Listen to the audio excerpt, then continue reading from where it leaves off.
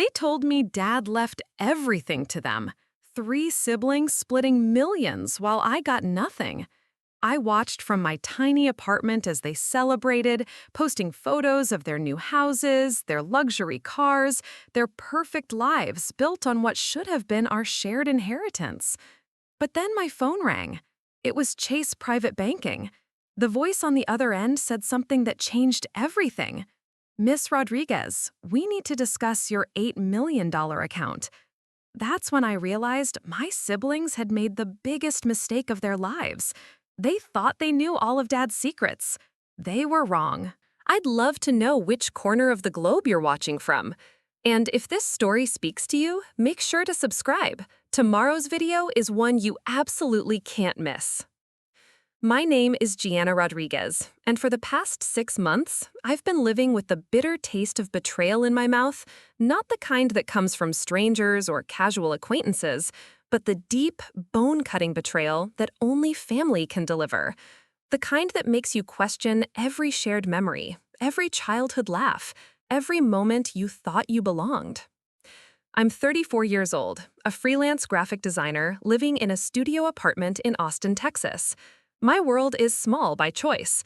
A desk by the window where I work, a kitchen barely big enough for one person, and a Murphy bed that folds into the wall. It's modest, but it's mine.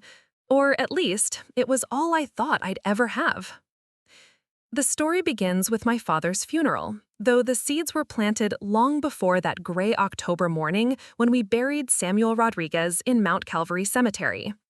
Dad had been sick for 2 years, pancreatic cancer that ate away at him slowly, giving us all time to prepare for the inevitable. Or so I thought.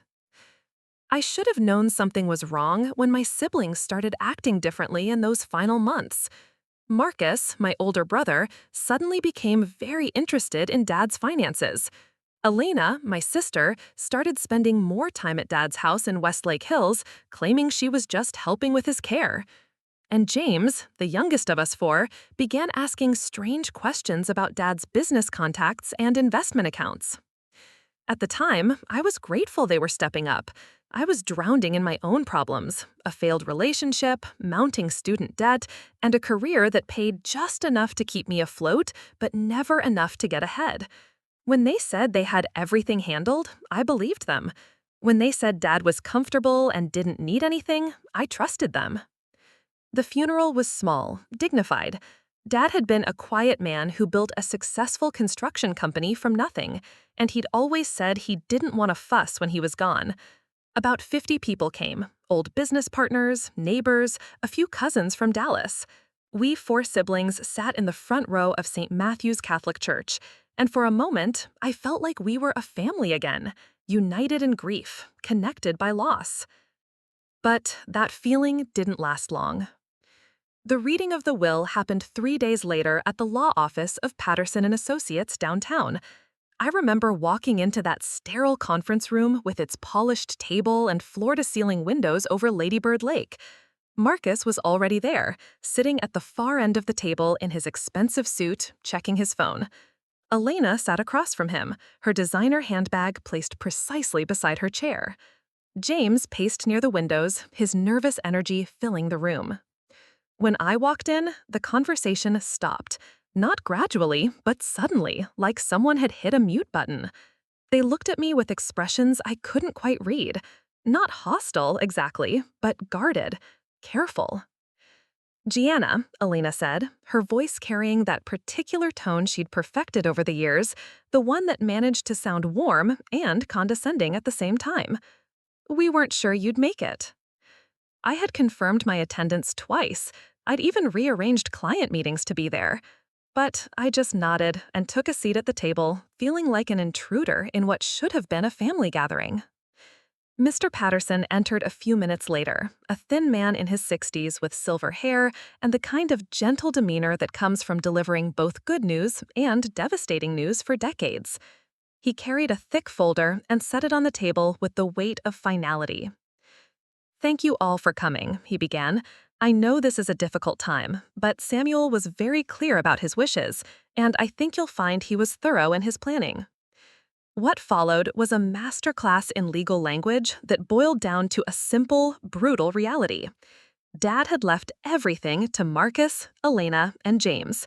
The construction company, valued at approximately $3.2 million, the house in Westlake Hills, worth another $1.8 million, investment accounts totaling $2.1 million, a vacation property in Colorado that I didn't even know he owned, worth $900,000. And me? I got his personal effects, his clothes, his books, his collection of vintage tools, and his 1987 pickup truck that barely ran.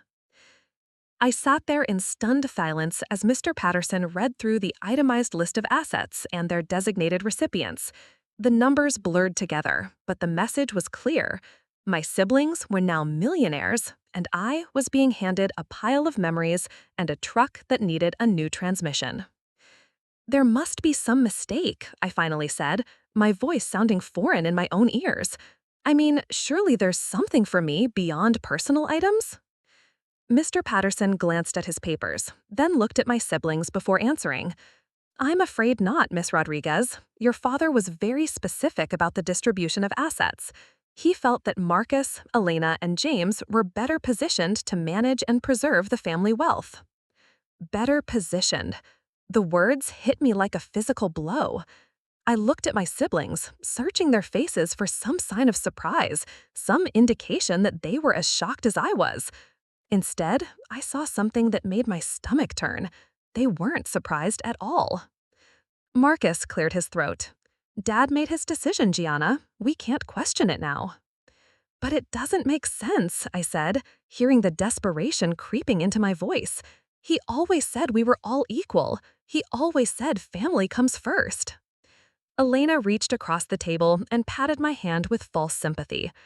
Maybe if you'd been around more in the end, if you'd helped with his care instead of focusing on your little art projects, things would have been different. That stung because there was just enough truth in it to cut deep. I hadn't been as present as I should have been. I'd let them handle the caregiving while I struggled to keep my own life together. But to use that against me, to suggest that my father's love could be earned through proximity alone, it felt cruel. James, who had been silent until now, finally spoke. Look, Gianna, we all know you're not great with money. Remember when you defaulted on that credit card? Or when you had to move back home for 6 months because you couldn't make rent? Dad was probably trying to protect you from yourself. The patronizing tone in his voice made my hands clench into fists under the table. These were my siblings, people who had known me since birth, reducing me to my lowest moments and using them to justify my exclusion from our father's legacy. Mr. Patterson seemed uncomfortable with the direction the conversation was taking. If there are no questions about the will itself, I think we can conclude this meeting. The probate process will take a few months, but the distributions should be finalized by early next year. I wanted to object, to demand a second opinion, to scream something was wrong. But I was outnumbered, outmaneuvered, and apparently out of options. I signed the papers acknowledging receipt of my father's personal effects and walked out of that office feeling like I'd been erased from my own family. Over the next few weeks, I watched my siblings begin their new lives as wealthy inheritors. Marcus quit his job as a regional sales manager and started talking about investment opportunities. Elena bought a house in Tarrytown, one of Austin's most expensive neighborhoods. James enrolled in an MBA program at UT, suddenly able to afford full-time studies without working. Meanwhile, I drove Dad's old pickup truck back to my studio apartment and tried to make sense of what had happened. I went through his personal effects methodically, hoping to find some clue, some explanation for why he'd chosen to exclude me. His clothes smelled like sawdust and the cologne he'd worn for as long as I could remember. His books were mostly westerns and biographies of business leaders. His tools were worn smooth by decades of use. But there was nothing that explained his decision. No letter, no note, no final message that might help me understand why I'd been deemed unworthy of sharing in the wealth he'd built over a lifetime of hard work. I called him several times in those early weeks, but none of them returned my calls. When I tried to visit Elena at her new house, she claimed she was too busy settling in to have visitors. Marcus was always in meetings. James was busy with school. The message was clear. I was no longer part of their world. They had their inheritance, and I had my collection of memories and a truck that leaked oil in my apartment complex's parking lot. But what they didn't know, what none of us knew, was that Dad had kept one final secret, a secret that would turn their carefully constructed new lives upside down and prove that sometimes the universe has a twisted sense of justice. It would take exactly 6 months and 3 days from the reading of the will for that secret to reveal itself, and when it did, it would change everything. To understand how deeply the reading will cut me, you need to know what our family used to be. The Rodriguez family wasn't always divided by money and resentment. There was a time when we actually functioned as a unit, when Sunday dinners meant something, when Dad's construction business was just getting started and we all pitched in however we could. I was born the second child, 18 months after Marcus. Elena came 2 years later, and James rounded out our family when I was 7.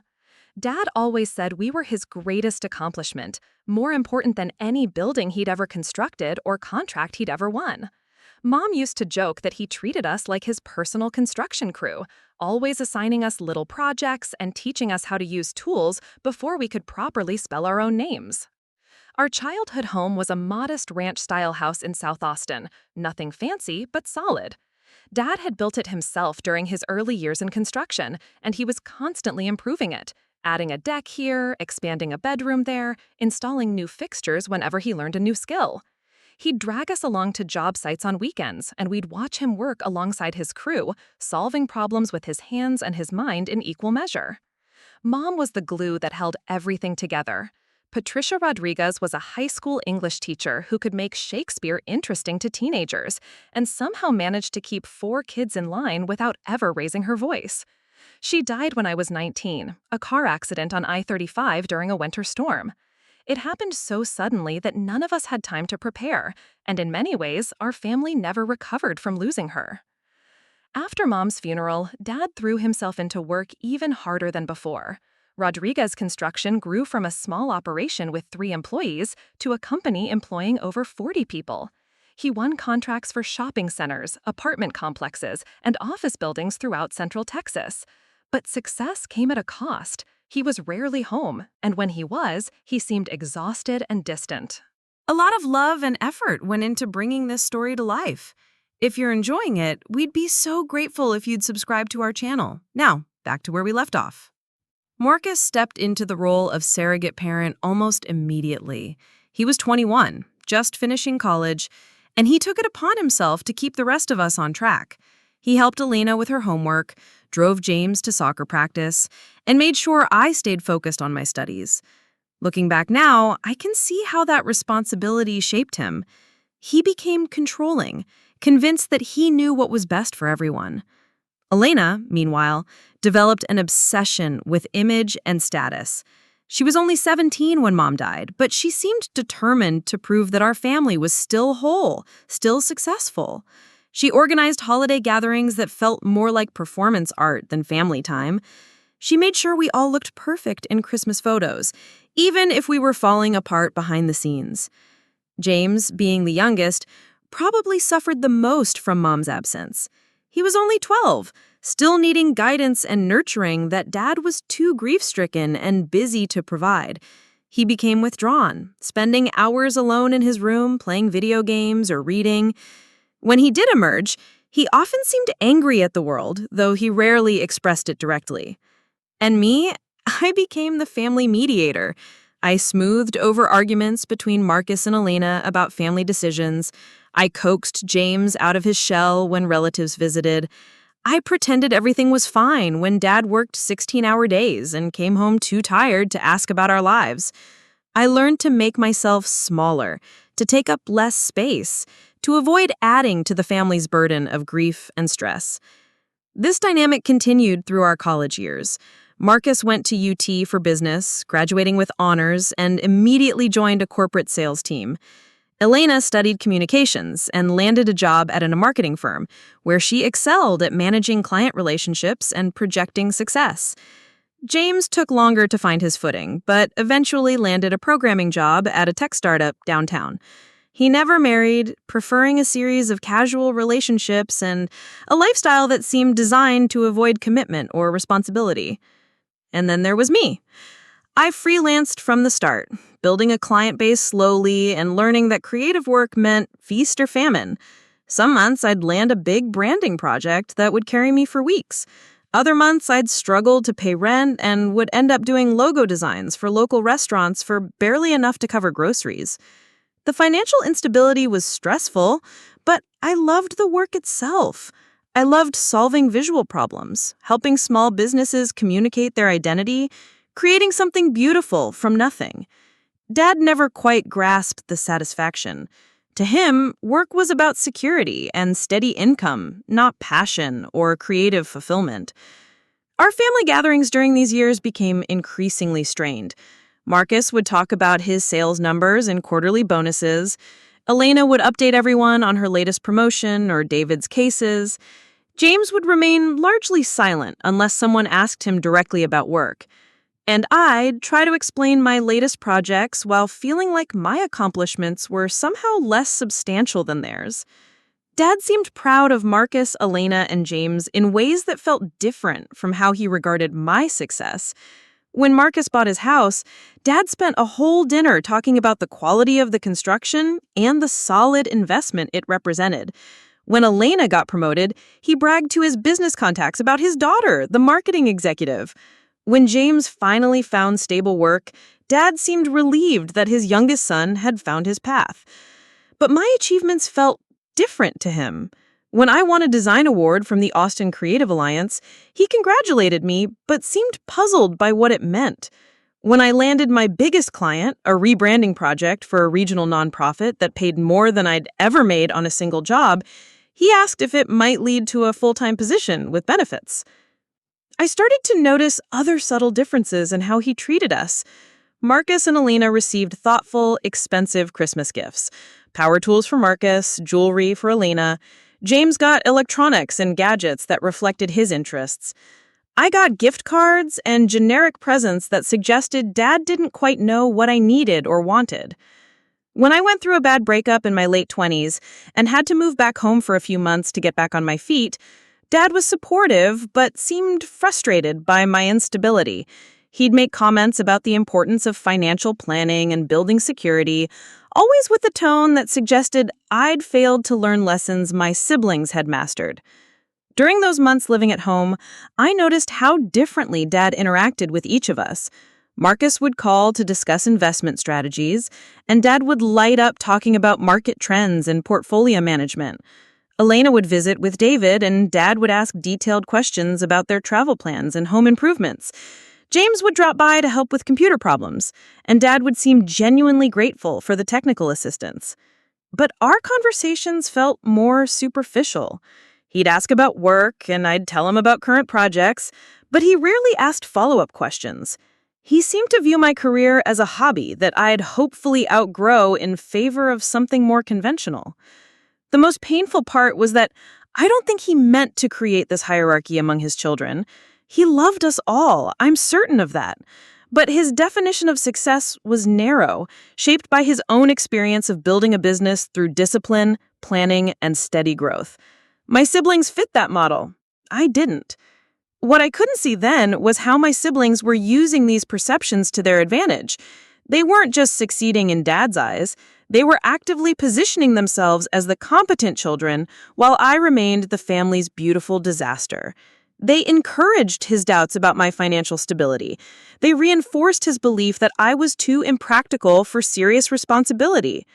And when Dad got sick, when the conversations about legacy and inheritance began in earnest, I wasn't part of them. I was kept on the periphery, receiving updates but never participating in planning. I thought they were protecting me from difficult decisions. I realize now they were protecting their interests from my potential interference. By the time we sat in that conference room, listening to Mr. Patterson read the will, the outcome had been determined years earlier through 1,000 small moments, 1,000 subtle suggestions, 1,000 ways of making me feel like the child who couldn't be trusted with the family's future. The cruelest part wasn't the money itself. It was the message the will sent about who I was in Dad's eyes. and who my siblings had convinced I would always be. The months following the will reading settled into a routine of silence. My siblings had their money, their new lives, and apparently no need for continued contact with me. I told myself I was fine with this arrangement. I threw myself into work, taking on more clients than I could comfortably handle, staying busy enough that I didn't have time to think about family dinners I wasn't invited to, or holidays I'd spend alone. But isolation has a way of amplifying every small sound, every unexpected interruption. So when my phone rang on a Tuesday morning in March, displaying Marcus's name for the first time in 4 months, my stomach immediately tightened with anxiety. "Gianna," he said when I answered, his voice carrying that familiar tone of barely contained impatience. "We need to discuss something. Can you meet us this afternoon?" "Us?" I asked. "Elena, James, and me. There's been a development with Dad's estate. Nothing major, just some paperwork that needs your signature." I had been through enough legal proceedings to know that nothing major usually meant the opposite, but I agreed to meet them at Elena's new house in Terrytown at 4 o'clock. The fact that they were gathering at her place, rather than a neutral location like a coffee shop or lawyer's office, felt deliberate somehow. They wanted the home field advantage. Elena's house was everything I expected, a sprawling contemporary with floor-to-ceiling windows and a circular driveway lined with perfectly manicured hedges. The kind of place that appeared in Austin Home magazine, all clean lines and expensive materials. When I pulled up in Dad's old pickup truck, still running rough and burning oil, the contrast felt intentional, like they'd chosen this setting to remind me of the distance between their success and my struggle. Marcus answered the door wearing khakis and a polo shirt that probably cost more than my monthly car insurance. Behind him, Elena's house stretched out in an expanse of polished concrete floors and modern furniture that looked beautiful but uninviting. When I pulled up in Dad's old pickup truck, still running rough and burning oil, the contrast felt intentional, like they'd chosen this setting to remind me of the distance between their success and my struggle. Marcus answered the door wearing khakis and a polo shirt that probably cost more than my monthly car insurance. Behind him, Elena's house stretched out in an expanse of polished concrete floors and modern furniture that looked beautiful but uninviting. "Thanks for coming," he said, though his tone suggested obligation rather than gratitude. "We're in the living room."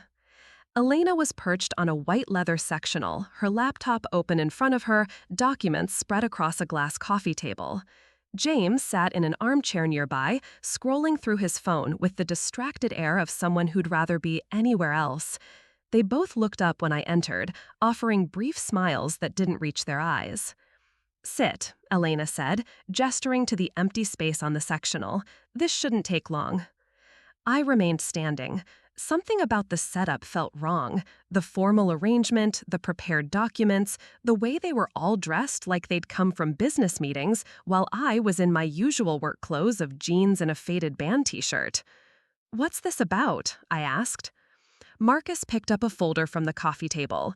"Mr. Patterson discovered some complications with the estate settlement. Apparently, there are a few assets Dad held jointly with other parties, and the ownership needs to be clarified before the probate can be finalized." He handed me a document that was several pages long, dense with legal language that would have been difficult to parse even under the best circumstances. As I skimmed the first page, trying to understand what I was being asked to sign, Elena spoke up. "It's basically a waiver," she said casually, as if she were explaining a restaurant menu. "You're confirming that you don't have any claim to jointly held assets that weren't explicitly mentioned in the will. Standard procedure, according to Mr. Patterson." I flipped through the pages looking for specifics. The language was impenetrable, references to undisclosed holdings, tertiary beneficiary claims, and posthumous asset discovery. But buried in the middle of the document, I caught a phrase that made me pause. "Including but not limited to financial accounts, investment vehicles, and real property held in trust or under alternative ownership structures." "This seems pretty broad," I said. "What exactly are these jointly held assets?" Marcus and Elena exchanged a quick glance. Nothing significant, Marcus said. A few business accounts that Dad had with old partners, maybe a small investment account. The lawyer said it's just housekeeping, making sure there are no loose ends. But something in his tone didn't match the casualness of his words. There was a tension there, a carefully controlled quality that reminded me of how he used to sound when he was lying to Mom about where he'd been on Friday nights. "Can I take this home and read it properly?" I asked. The silence that followed was brief but telling. Elena's fingers stopped moving across her laptop keyboard. James looked up from his phone for the first time since I'd arrived. Marcus's jaw tightened almost imperceptibly. "That seems unnecessary," Elena said finally. "It's really just a formality. Mr. Patterson explained everything, and we've all already signed our copies." She gestured to a neat stack of documents on the corner of the coffee table, each marked with familiar signatures. They had indeed all signed, which made my hesitation seem unreasonable, paranoid even. "Besides," James added, speaking up for the first time, "hiring a lawyer for something this simple would probably cost more than whatever these mystery accounts contain." There was something dismissive in his tone that irritated me. The implication was clear. I couldn't afford legal representation for something they considered trivial, so I should just trust their judgment and sign. But I had learned something over the past few months of living alone with my thoughts and my father's old belongings. I had learned to listen to the small voice in my head that whispered when something wasn't right, even when everyone else was telling me to ignore it. "I'd still like to take it home," I said. "Give me a day or two to read through it properly." Marcus's patience visibly frayed. "Gianna, we're trying to wrap this up so we can all move on. The longer we delay, the more complicated things get with the probate court. Can't you just trust that we wouldn't ask you to sign something that wasn't in your best interest?"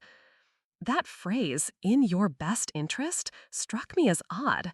It was the same language they'd used to justify the original will distribution, the same paternalistic tone that suggested they knew better than I did what was good for me. I folded the document and tucked it into my purse. "I'll read it tonight and call you tomorrow." The tension in the room ratcheted up another notch. Elena closed her laptop with more force than necessary. James put his phone down and leaned forward in his chair. Marcus crossed his arms and fixed me with the kind of stare he used to give me when I was 12 and had broken one of his possessions. "You're being difficult," Elena said. "This is exactly the kind of behavior that made Dad worry about your judgment in the first place." The words hit like a slap. I had spent months wondering what I'd done to lose my father's trust, what failures of character had convinced him to exclude me from his legacy. To hear Elena weaponize those doubts, to use them as leverage in whatever this meeting was really about, filled me with a cold anger I hadn't felt since the will reading. "Maybe Dad's judgment wasn't as sound as you all think," I said quietly. The silence that followed was absolute. Marcus's face went pale, then flushed red. Elena's mouth opened slightly, as if she couldn't believe I'd spoken such blasphemy. James actually laughed, a short, humorless sound. "Careful, Gianna," Marcus said, his voice low and dangerous. "I'm talking about a man who cut one of his children out of his will while apparently hiding assets from all of us," I replied. "If there are mystery accounts and jointly held properties that none of us knew about, what else might he have kept secret?" I had intended the question rhetorically, but the way my siblings reacted suggested I'd stumbled onto something real. Elena's eyes darted to Marcus, who gave an almost imperceptible shake of his head. James suddenly became very interested in his phone again. "There are no secrets," Elena said, but her voice lacked conviction. "Just boring legal stuff that needs to be cleaned up." I stood to leave. "Then it won't hurt anything for me to have a lawyer review the boring legal stuff." Marcus stepped closer to me, close enough that I could smell his expensive cologne and see the network of small lines around his eyes that hadn't been there a few years ago. "Don't make this harder than it needs to be," he said. "We're family, whether you want to admit it or not. We're trying to take care of you." But the way he said, "take care of you," didn't sound protective. It sounded like a threat. I left Elena's house with more questions than answers and a document I was increasingly certain I should never sign. As I drove home through the winding streets of Tarrytown, past houses that represented more wealth than I would probably ever see, I found myself thinking about patterns. The pattern of being excluded from important family decisions, then asked to sign documents I didn't understand. The pattern of my siblings presenting unified fronts on issues that affected me without my input. The pattern of being told that questioning their decisions was evidence of poor judgment or family disloyalty. Back at my apartment, I spread the document across my small dining table and began reading it carefully. The legal language was still dense, but certain phrases began to stand out. References to accounts established prior to 2018, mentions of beneficiary designations that may conflict with testamentary provisions, a section about financial instruments held in alternative structures. I had no idea what most of this meant, but I knew someone who might. My college roommate, Ashley Chen, had gone to law school and now worked for a firm that specialized in estate planning. We hadn't spoken in months, but when I called and explained that I needed help understanding some inheritance documents, she agreed to meet me for coffee the next morning. That night, I lay awake thinking about the look on Marcus's face when I'd suggested that Dad might have kept secrets. It wasn't the expression of someone hearing an absurd accusation. It was the expression of someone who had been caught in a truth they weren't ready to reveal. Whatever these jointly held assets were, whatever these documents were really about, my siblings knew more than they were telling me. The question was, how much more? And why were they so desperate to get my signature before I figured it out? Ashley Chen arrived at Radio Coffee on Barton Springs Road 20 minutes early, already nursing a latte and scrolling through legal documents on her tablet. When I walked in carrying the folder my siblings had given me, she looked up with the kind of focused intensity that had made her editor of the law review in school. "Let me guess," she said as I approached her corner table. "Your family is trying to get you to sign something and your gut is telling you not to." I sat down across from her, sliding the document across the small round table. "How did you know?" "Because you only call me when you're in trouble, and you sounded like someone who'd discovered a bomb in their mailbox." She opened the folder and began reading, her expression growing more serious with each page. "Tell me what happened at this meeting." I described the scene at Elena's house, the formal setup, the unified pressure from my siblings, their insistence that everything was routine. Ashley nodded occasionally, but kept most of her attention on the document, making notes in the margins with a red pen. "This is not routine," she said finally. "This is what we call a comprehensive asset waiver. Basically, you'd be signing away any claim to anything your father owned that isn't explicitly mentioned in the will." My stomach dropped. What does that mean exactly? Ashley flipped back to the second page and pointed to a paragraph dense with legal terminology. "See this section here? It's saying that if your father had any accounts, properties, or investments that were held in structures other than his name alone, joint accounts, trusts, business partnerships, offshore holdings, you're waiving any right to claim them." But wouldn't those things have shown up during probate? Not necessarily. Joint accounts with right of survivorship pass directly to the surviving account holder. Trust assets are distributed according to trust documents, not wills. Business partnerships have their own succession rules. She leaned back in her chair, studying my face. "The question is, why are your siblings so eager to get you to sign this now?" I thought about Marcus's impatience, Elena's casual dismissal of my concerns, the way they'd all already signed their copies. They said it was just housekeeping, cleaning up loose ends. If that were true, they'd have no problem with you taking time to review it or having your own lawyer look at it. Ashley tapped her pen against the table. "The fact that they're pressuring you suggests they know something you don't." She was right, and I knew it. But knowing my siblings were hiding something and proving it were two different things. What would you do? I'd refuse to sign, and I'd start digging. Your father was a successful businessman, right? Men like that don't just have checking accounts and a house. They have investment portfolios, business interests, maybe real estate holdings you don't know about. Ashley helped me understand what I should be looking for: tax returns, bank statements, business filings, insurance policies. She explained how to search public records for property ownership and corporate registrations. By the time we finished our coffee, I had a plan and a growing sense that I was about to uncover something my siblings desperately wanted to keep buried. The first breakthrough came that evening. I had been going through Dad's personal effects more systematically, looking for anything that might provide clues about hidden assets. Most of his papers were ordinary: utility bills, medical records, correspondence with contractors. But tucked inside an old address book, I found something that made my pulse quicken: a small white card with the logo of First National Private Banking. On the card was a handwritten account number and a name I didn't recognize: Samuel R. Holdings, LLC. Below that, in Dad's careful script, were the words Emergency Access Only, GR. GR, Gianna Rodriguez. My initials. I stared at the card for several minutes, trying to make sense of what it meant. Why would Dad have an account under a business name I'd never heard of? Why would my initials be associated with emergency access? And most importantly, why hadn't this account been mentioned during probate? The next morning, I called First National Private Banking.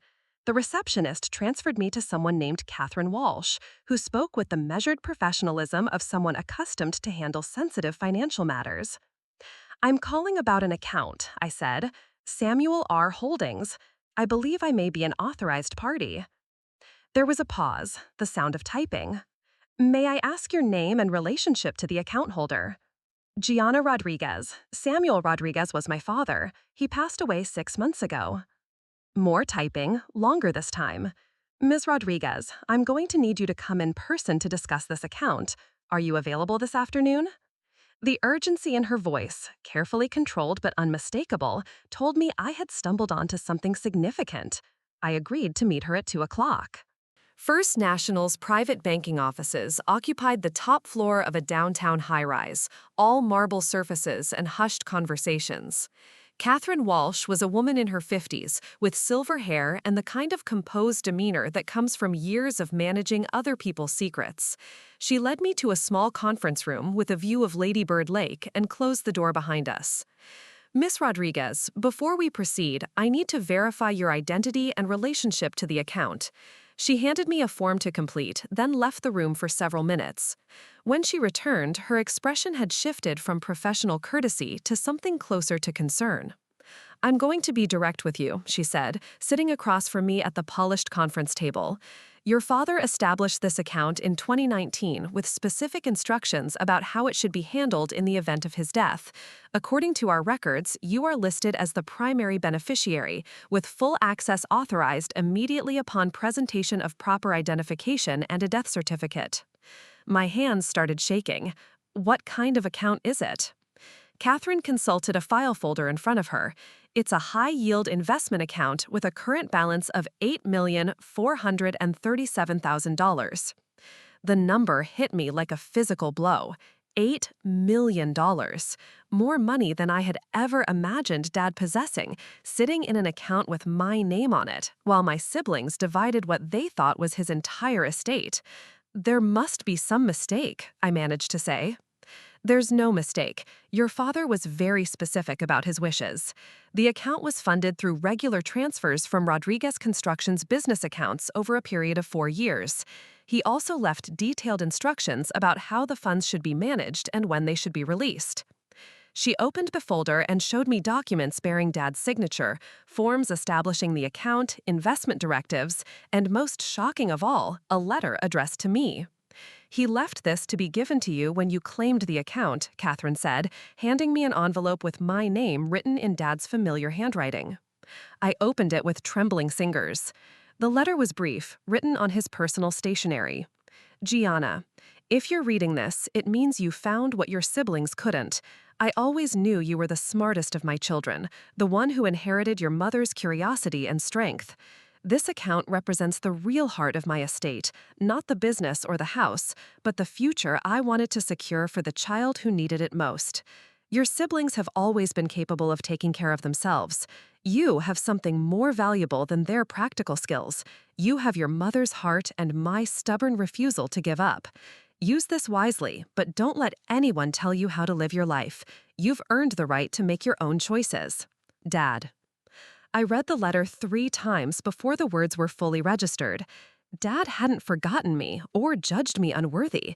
He had protected me, setting aside the bulk of his wealth in a way that my siblings couldn't access or control. The will they thought excluded me was actually a cover, a way to satisfy their expectations while ensuring I received what he considered the real inheritance. Why didn't this come up during probate? I asked Catherine.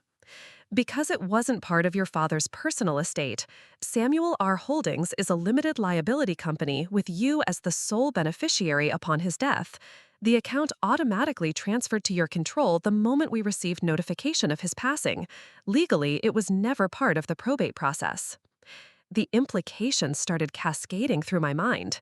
My siblings had spent months celebrating their inheritance, making major purchases, planning their futures around money that represented only a fraction of Dad's actual wealth. Meanwhile, the real treasure had been waiting for me to discover it. But there was something else, something that explained their desperation to get me to sign that waiver. Do my siblings know about this account? Catherine's expression grew carefully neutral. I can't discuss other parties' knowledge of our client's affairs. However, I can tell you that we received several inquiries about accounts associated with your father's name in the weeks following his death. None of those inquiries came from you. So they knew, or at least suspected. That's why Marcus had been so insistent about the waiver, why Elena had tried to make the signing feel routine, why James had dismissed the possibility that the hidden accounts contained anything significant. They knew Dad had money somewhere else, and they were trying to trick me into signing away my claim to it before I found out. I thought about all the times over the past months when they'd made comments about my financial instability, my poor judgment, my inability to handle responsibility. They weren't just being cruel, they were laying groundwork, creating a narrative that would justify why I didn't deserve to know about the account, even if it ever came to light. What happens now? I asked Catherine. That depends on what you want to do. The account is yours. You can leave it invested as it is, transfer it to other accounts, withdraw funds. It's entirely your decision. However, I would recommend consulting with a financial advisor and possibly an attorney, given the size of the inheritance and the complexity of your family situation. I left the bank in a daze, the letter from Dad folded carefully in my purse, the account information burned into my memory. $8 million. Enough to change everything about my life, enough to never worry about rent or client payments or whether I could afford to turn down work that didn't inspire me. But more than the money, the letter had given me something I thought I'd lost forever, the knowledge that Dad had understood me, believed in me, and loved me enough to protect me from my siblings' manipulation. As I walked back to my car, I realized I was faced with a choice. I could take the money and disappear, start over somewhere else, and let my siblings continue believing they'd won.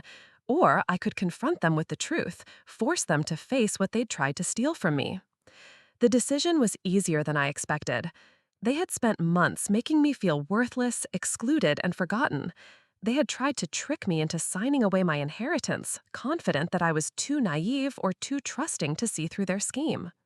It was time for them to learn that they had underestimated the wrong sister. I spent 3 sleepless days after discovering the account, torn between rage and calculation. Every instinct screamed at me to call Marcus immediately, to throw the bank statements in his face and watch him squirm. But Ashley's voice echoed in my head, reminding me that knowledge was power only when wielded strategically. If I was going to confront my siblings, I needed to understand the full scope of their deception first. The investigation began with Dad's computer, which had been sitting untouched in his home office since his death. My siblings had given me the house keys along with the personal effects, assuming there was nothing of value left to find. They were wrong. Dad had been meticulous about record keeping, a habit formed during his early years in construction when a single missed invoice could sink a small business. His desktop computer contained folders going back years, tax returns, bank statements, business correspondence, and most revealing of all, a folder labeled Estate Planning 2019-2021. Inside were draft versions of multiple wills.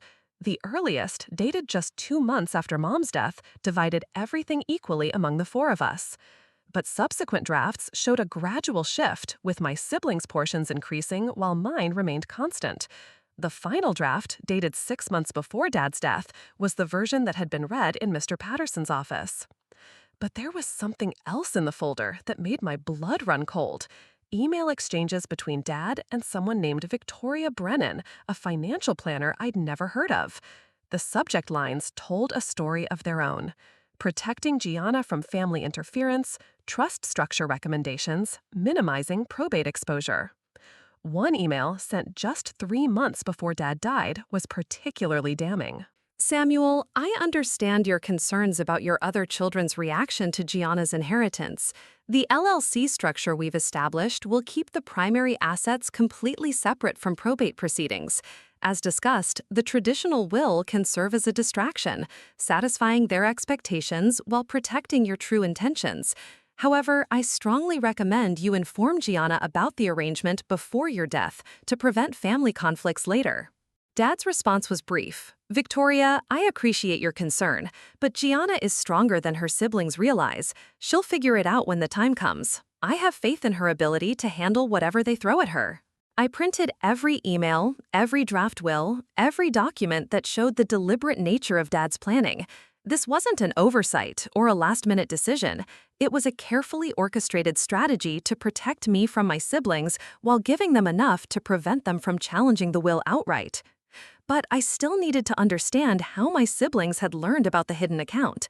The answer came from an unexpected source, Dad's browser history. In the weeks before his death, someone had used his computer to search for information about Samuel R. Holdings, First National Private Banking, and estate asset discovery. The searches were made during daytime hours, when Dad was typically at medical appointments, times when one of my siblings would have been watching the house.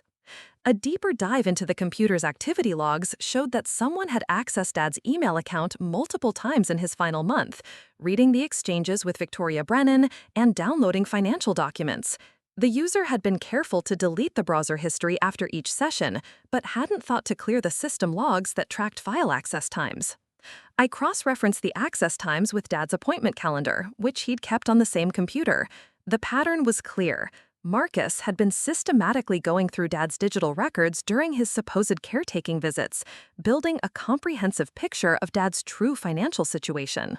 This discovery led me to Dad's phone records.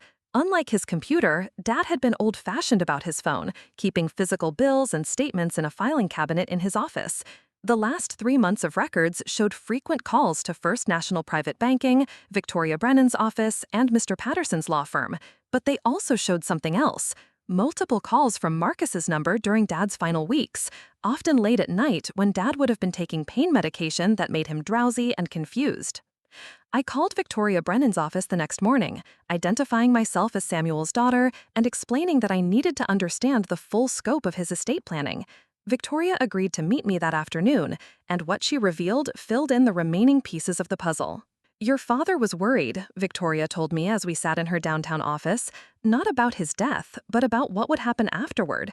He'd watched your siblings' behavior over the years, how they treated you, how they talked about money, how they seemed to view you as financially irresponsible. She pulled out a thick file with Dad's name on it. About a year before he died, Marcus contacted me directly. He claimed to be acting on your father's behalf, asking detailed questions about the trust structure and the LLC account. I told him I could only discuss those matters with Samuel directly, but it was clear he already knew more than he should have. What did Dad say when you told him? He wasn't surprised. He said Marcus had always been pushy about business matters, but that he'd underestimated how far his son would go to protect what he saw as his inheritance. Victoria leaned forward, her expression serious. Your father specifically asked me to document every contact from family members regarding his estate. He suspected someone might try to challenge the arrangements after his death. She handed me a folder containing copies of emails, phone logs, and handwritten notes detailing every interaction with my siblings. The evidence was overwhelming. Marcus had been conducting surveillance on Dad's finances for months. Elena had made inquiries with Dad's business accountant about undisclosed assets, and even James had contacted the probate court asking about procedures for discovering hidden estates. They hadn't just known about the money, they'd been actively planning to claim it. There's something else, Victoria said, her voice dropping. About 2 weeks before your father died, Marcus called me pretending to be him. He tried to authorize changes to the beneficiary structure of the LLC. I knew it wasn't Samuel because he always called me Victoria, but this person called me Miss Brennan. When I insisted on meeting in person to verify any changes, the call stopped. The scope of their deception was staggering. They hadn't just excluded me from family decisions, they'd attempted fraud, impersonation, and conspiracy to steal what Dad had legally designated as mine. The waiver document they'd pressured me to sign would have legitimized their theft, giving them legal cover to claim the LLC assets as jointly held property that I'd voluntarily relinquished. But there was one more revelation waiting for me in Dad's papers. Buried in a folder of medical records, I found correspondence with his oncologist that painted a different picture of his final months than what my siblings had told me. According to the doctor's notes, Dad had been lucid and mentally sharp almost until the end, experiencing pain but maintaining full cognitive function. This contradicted the stories my siblings had spread about Dad being confused and heavily medicated, unable to make sound financial decisions. They had used his illness as cover for their investigation of his assets, telling friends and extended family that they were managing his affairs because he was no longer capable of doing so himself. The medical records also showed something else. Dad had specifically requested that all medical information be shared only with me, not with my siblings. He'd signed forms designating me as his healthcare proxy, but somehow those forms had never been filed with the hospital. When I called his doctor's office to ask about the discrepancy, the receptionist checked their records and found that someone claiming to be Dad's son had called multiple times, requesting copies of the proxy forms, saying they'd been misplaced. Every new piece of evidence painted the same picture. My siblings had spent Dad's final months systematically undermining his wishes, positioning themselves to steal my inheritance, and building a narrative that would justify their actions if anyone questioned them later. I thought about all the conversations over the past months when they'd expressed concern about my financial stability, my poor judgment, my inability to handle responsibility. Every condescending comment, every patronizing suggestion, every moment when they'd made me feel like the family failure, it had all been preparation for the moment when they'd claim the hidden money as their own. They had counted on my trusting nature, my desire to maintain family relationships, my fear of confrontation. They had assumed that even if I discovered the account, I would be too grateful for any inheritance to question how much they'd kept for themselves. But as I sat in my apartment that night, surrounded by documents that proved their deception, I felt something I hadn't experienced in months: clarity. Not just about what they'd done, but about who they really were. These weren't the siblings who had mourned with me at Mom's funeral or celebrated with me when I'd landed my first big design client. Those people, if they'd ever truly existed, had been replaced by individuals willing to commit fraud to increase their wealth. The decision about what to do next wasn't difficult anymore. They had declared war on me the moment they'd started planning to steal my inheritance. I was simply going to finish what they'd started, armed with something they'd never expected me to possess: the complete truth about their scheme, documented in their own words and actions. Tomorrow, I will begin the process of taking back what was mine. But first, I was going to let them know that the sister they'd underestimated had been paying closer attention than they'd realized. I chose Marcus's office for the confrontation. His downtown workspace in a glass tower on Congress Avenue represented everything he valued: success, status, the appearance of legitimacy. I wanted him to feel the walls of his carefully constructed world crumble in the place where he felt most powerful. His assistant, a young woman with perfectly styled hair and a nervous smile, tried to tell me he was in meetings all afternoon. I smiled back and said I'd wait, settling into one of the leather chairs in his reception area with a manila folder thick with documents. After 20 minutes of watching me through his office window, Marcus finally agreed to see me. "This is a surprise," he said as I entered his corner office, though his tone suggested it wasn't a pleasant one. "I thought you were going to call about that paperwork." I set the folder on his mahogany desk the same way I'd seen lawyers do in movies when they were about to destroy someone's life. "We need to talk about Dad's real estate." Marcus glanced at the folder but didn't touch it. "I told you there's nothing significant, just some business accounts that need to be cleared up." $8,437,000, I said quietly. "That's what you call nothing significant?" The change in his expression was immediate and complete. The confident executive mask slipped away, replaced by something raw and desperate. He sank into his desk chair as if his legs had stopped working. How did you... He caught himself, but it was too late. The admission was written across his face. I opened the folder and pulled out the bank statements from First National. Samuel R. Holdings, LLC. Primary beneficiary, Gianna Rodriguez. You knew about this account, Marcus. You've known for months. He stared at the documents, his mouth opening and closing without sound. Finally, he managed, "It's more complicated than you understand." Really? Let me tell you how complicated it is. I pulled out the printed emails from Dad's computer. You spent Dad's final months going through his private files, reading his correspondence with his financial planner, trying to steal my inheritance. Marcus's face went pale, then flushed red. That's not... I was trying to help manage his affairs. He was sick, confused. He was lucid until the end, and you know it. I slapped his medical records onto the desk. His oncologist confirms he was mentally sharp. The only confusion was yours, thinking you could get away with fraud. The word hung in the air between us like a blade. Marcus's hands trembled as he picked up the medical records, scanning them quickly before setting them down again. You don't understand the pressure we were under, he said, his voice cracking. Dad's business was struggling. There were debts, obligations. You thought you could steal from me and I'd never find out. I pulled out Victoria Brennan's documentation of his attempted impersonation. That's identity theft, Marcus. That's a felony. He buried his face in his hands. It wasn't supposed to happen like this. How was it supposed to happen? You'd trick me into that waiver, claim the LLC assets as jointly held property, and split $8 million 3 ways while I got Dad's old clothes. Marcus looked up at me with eyes that were red-rimmed and desperate. We needed that money, Gianna. Elena's husband lost his job. James has gambling debts you don't know about. I've been supporting all of us since Dad died. And I've been eating ramen noodles for dinner while you plan to steal my inheritance. I stood up, gathering the documents. Where are Elena and James?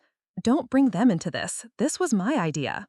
No, it wasn't. Elena made inquiries with Dad's accountant. James contacted the probate court. You all knew and you all participated. I headed toward the door. I'm giving you one chance to call them. Get them here in the next hour, or I will go straight to the police.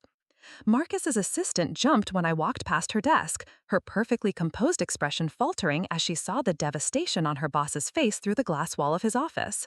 I didn't care about her comfort or anyone else's. I had spent 6 months being made to feel like a family failure while my siblings plotted to rob me blind. Elena arrived first, walking into Marcus's office with the kind of brittle composure she'd perfected over the years.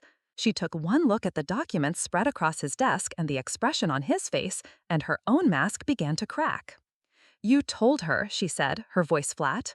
She figured it out herself, Marcus replied. Elena turned to me with a smile that didn't reach her eyes. Gianna, we can work this out. There's enough money for all of us. There was always enough money for all of us, I said.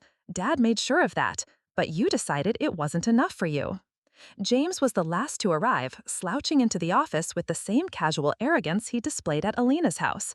But when he saw the bank statements, his demeanor shifted instantly. Shit, he said, and for once, his honesty was refreshing. I looked at the 3 of them, my siblings, the people who had shared my childhood, who had mourned our mother's death with me, who I had trusted to handle our father's final wishes with integrity. They looked back at me with expressions ranging from defiance to desperation to resignation. Here's what's going to happen, I said, my voice steady despite the rage burning in my chest. You're going to return every penny you took from the estate that should have been mine. The house sale, the business liquidation, the investment accounts. I want a full accounting and restitution. Marcus found his voice. The money's already spent. Elena's house, my investments, James's debts. Then you'll figure out how to unspend it. Sell the house, cash out the investments, take out loans. I don't care how you do it, but you'll make it right. Elena stepped forward, her composure finally cracking completely. You can't be serious. We're family. Families don't commit fraud against each other, I replied. A family doesn't spend months making someone feel worthless while planning to rob them. We never meant for you to feel worthless, James said quietly. Yes, you did. Every comment about my poor judgment, every suggestion that I couldn't handle financial responsibility, every condescending pat on the head, it was all preparation for this moment. You were building a narrative that would justify stealing from me. The silence that followed was broken only by the hum of Marcus's air conditioning and the distant sounds of downtown traffic. My siblings exchanged glances, communicating in the silent language they'd developed over decades of shared secrets and mutual protection. Finally, Elena spoke. What if we refuse? I pulled out my phone and showed them the contact information for Detective Sarah Chen at the Austin Police Department's Financial Crimes Unit. Then I file criminal charges for conspiracy, fraud, attempted identity theft, and elder abuse. Victoria Brennan has already agreed to testify about Marcus's impersonation attempts. The computer forensics will show when and how you access Dad's private files. The medical records prove he wasn't mentally incapacitated. Marcus's face went ashen. You'd send your own family to prison? You'd steal your own sister's inheritance, I replied. We've both shown what we're capable of. The power dynamic in the room had shifted completely.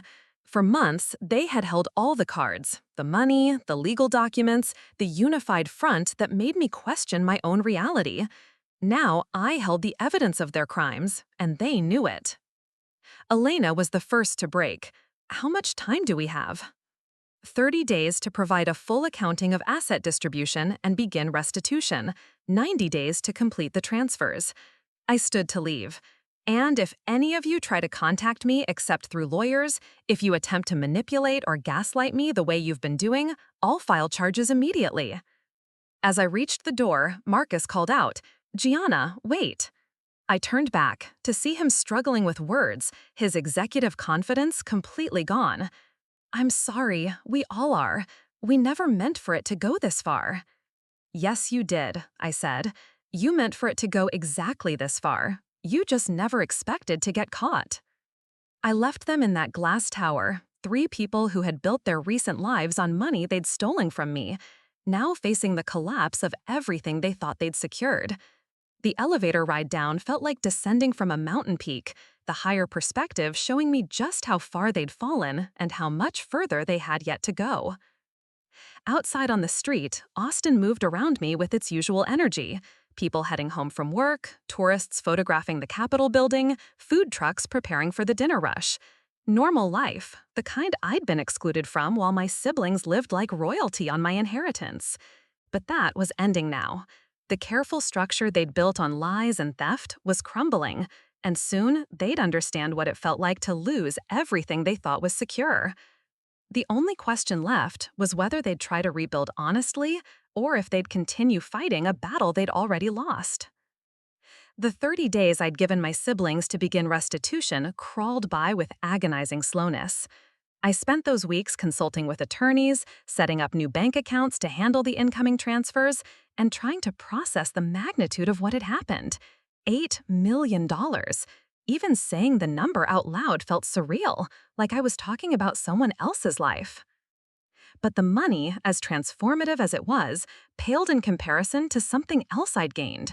The knowledge that I had been right to trust my instincts, right to question their behavior, right to refuse to sign that waiver. For months, they had made me doubt my own perceptions, convincing me that my exclusion from family decisions was evidence of my own inadequacy. Now I knew the truth. They had excluded me because inclusion would have exposed their scheme. Elena was the first to crack under the pressure. On day 23, she called me from her real estate agent's office, her voice thick with tears and barely controlled hysteria. The house is in escrow, she said without preamble.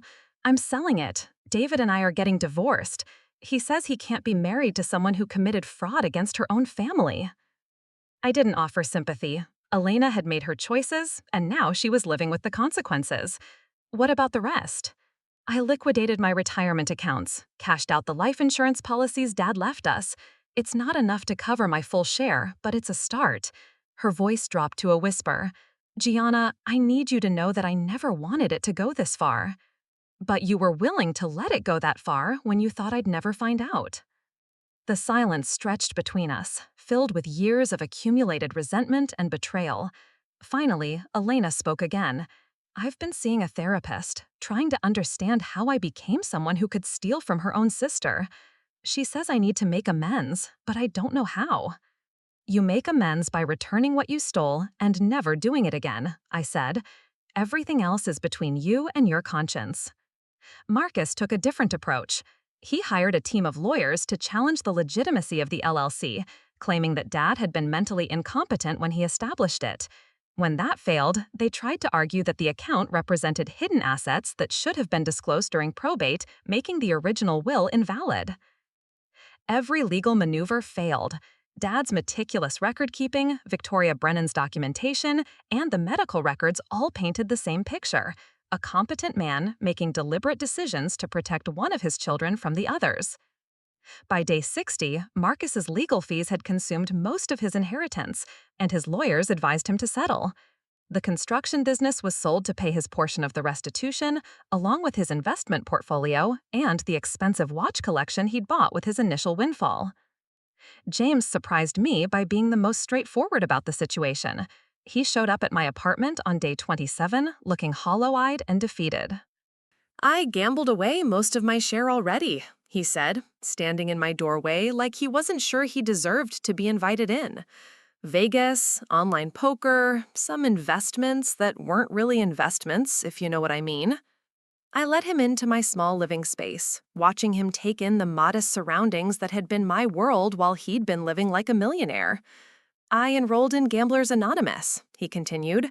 I started working with a debt counselor. I can't pay you back all at once, but I set up a payment plan. It'll take me about 8 years if I stick to it. Will you stick to it? He shrugged, the gesture carrying more honesty than any promise could have. I don't know. I hope so. The alternative is pretty fucking bleak.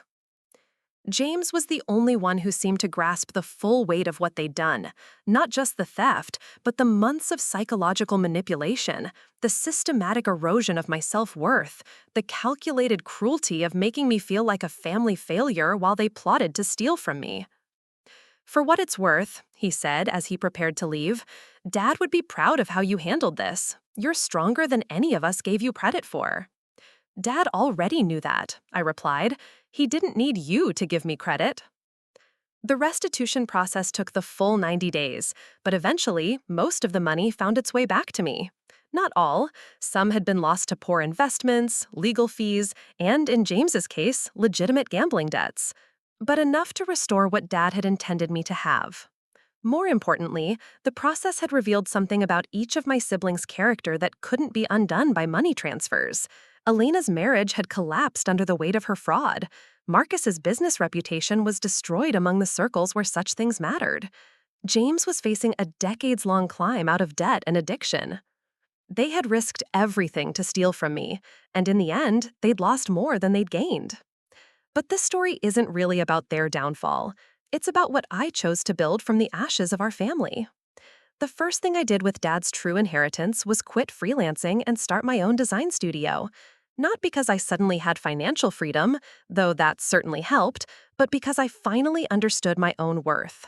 Dad's letter had reminded me that I possessed something my siblings lacked: integrity, creativity, and the strength to stand up for what was right, even when I stood alone. Rodriguez Design Studio opened 6 months after the final restitution payment cleared.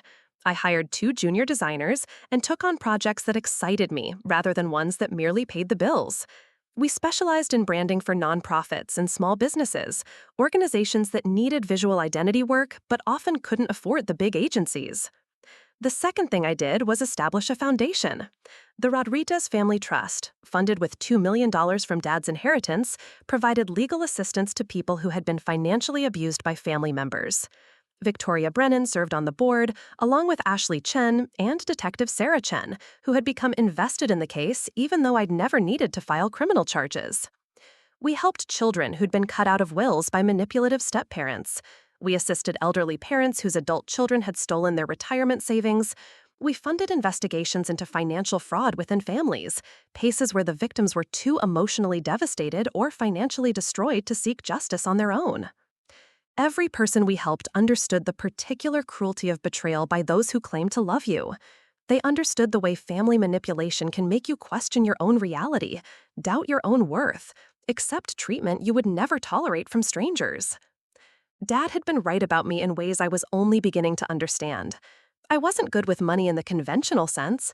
I didn't obsess over market returns or tax optimization strategies, but I was good at using money as a tool for justice, for healing, for building something meaningful from pain.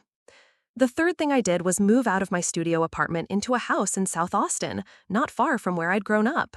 It wasn't a mansion like Elena's former home or a status symbol like Marcus's downtown condo. It was a craftsman-style house with a workshop in the back where I could do woodworking, a skill Dad had taught me when I was 12. I kept his old pickup truck, even had it restored to better condition than it had been in decades. Sometimes I would drive it past Rodriguez Construction's old office building, now occupied by a different company, and remember the Saturday mornings when Dad would take me to job sites and show me how buildings rose from foundations to completion. A year after the confrontation in Marcus's office, Elena sent me a letter. She had moved to Phoenix, started over in a small apartment, found work at a nonprofit that helped domestic violence survivors. The letter was short, carefully worded, focused more on her own healing than on seeking my forgiveness. "I'm learning to live with who I became," she wrote. "I can't undo what I did to you, but I'm trying to make sure I never become that person again." I didn't write back, but I didn't throw the letter away either. Forgiveness, I was learning, wasn't something that could be demanded or scheduled. It was something that might grow in its own time, or might not, and either outcome was acceptable. Marcus never contacted me directly, but I heard through extended family that his legal troubles had multiplied beyond our situation. Apparently, the aggressive tactics he'd used trying to steal my inheritance weren't isolated incidents. Other business associates had come forward with similar stories, and he was facing multiple civil lawsuits. The man who had once seemed so successful, so in control of his destiny, had revealed himself to be someone who viewed other people's resources as extensions of his own. James kept his payment schedule for 18 months before relapsing into gambling. When he missed his third consecutive payment, I could have taken legal action. Instead, I called his sponsor in Gamblers Anonymous and arranged for the foundation to cover his remaining debt in exchange for him speaking at our events about financial abuse within families. "The thing about addiction," he told a room full of survivors at our first annual conference, "is that it makes you believe everyone else's boundaries are suggestions. My sister's inheritance wasn't really hers in my mind. It was just money I hadn't figured out how to access yet." His honesty was brutal, but it helped other people understand the mindset of family members who steal. Not because they're evil necessarily, but because they've convinced themselves that taking what belongs to others is justified by their own needs or superior judgment. 3 years after Dad's death, I finally felt ready to visit his grave. I brought flowers, not lilies, which Mom had hated, but sunflowers, which had always made him smile. I sat on the grass beside his headstone and told him about the business, the foundation, the house, with the workshop where I was learning to build furniture from scratch. "You were right about me being stronger than they thought," I said to the granite marker bearing his name, "but you were also right about something else. I figured it out when the time came." The wind rustled through the oak trees scattered around Mount Calvary Cemetery, and for a moment, I could almost hear his voice again. Not giving me advice or guidance, just expressing the quiet pride I'd seen in his eyes when I was young, before family politics and financial pressures had complicated everything. I had started with nothing but a pickup truck and a pile of old tools. I had built something better than what my siblings had stolen from me. Not just wealth, but purpose. Not just success, but integrity. Dad's real legacy wasn't the money he'd hidden or the business he'd built. It was the lesson he'd taught me about standing up for what's right, even when you stand alone. Especially when you stand alone. As I drove home in his restored pickup truck, I thought about the story I would tell someday. Not about the money, though that was part of it, but about the moment I stopped letting other people define my worth. About the choice to build rather than destroy, to heal rather than harbor resentment, to use power in service of justice rather than revenge. Some stories end with the villain's defeat. This one ended with something better. The understanding that I had never been the victim they'd tried to make me believe I was. I was my father's daughter, stubborn and strong and unwilling to give up on what mattered. And what mattered wasn't the $8 million sitting in my bank account. What mattered was the knowledge that when everything fell apart, When everyone I trusted betrayed me, when I had every reason to give up or give in, I chose to fight for the truth instead. That choice, more than any inheritance, made me rich beyond measure. Looking for more? We've got 2 amazing stories right on screen. If this one touched you, these are absolutely worth your time. Click to watch them now. And hey, subscribe and hit that bell to never miss our latest uploads.